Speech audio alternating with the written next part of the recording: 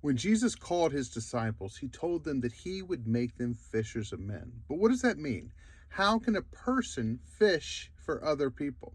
Welcome back to Small Talk Theology. And all this month, we're looking at what it means to be a follower of Jesus Christ.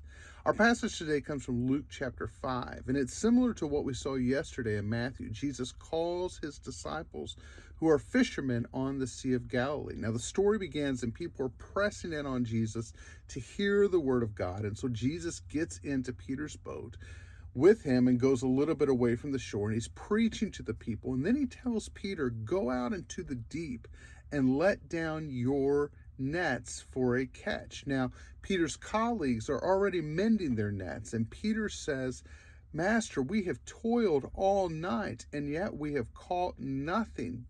But at your word, we will let down the nets for a catch. And so they do. He brings the nets back up, and of course, they're filled with fish. He has to call his partners, James and John, to bring their boat out. And they start filling these boats with fish, and their nets are breaking, and their boats begin to sink. And Peter says, go away from me, Lord, for I am a sinful man. And Jesus says, don't worry, Peter. From now on, you will be catching men. But how will Peter do that? How will he catch men? Well, there's a clue in this passage. How did he catch the fish? Well, we can say what for sure it wasn't. It wasn't that Peter was an incredibly capable fisherman. He had toiled all night and not caught anything. It wasn't that he had great equipment. His nets were breaking. His boat was sinking.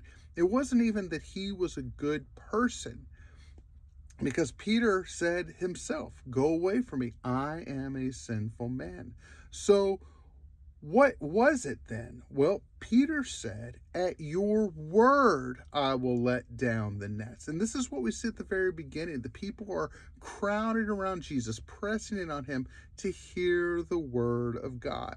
So we can say also for us to be fishers of men, it's not going to be about our resources and how good of a pitch we have. It's not going to be about how good of people we are or how capable we are as speakers. It's going to be whether we proclaim the word of God faithfully. And it's also going to be whether we go to where the people are. Peter had to go to where the fish were. And so if we go to where the lost people are and we proclaim the word that Jesus Christ has died for the sins of man and risen again from the dead, God will use his word to draw people to his son, Jesus Christ. I hope it blesses you today. God bless you guys. Live for Jesus.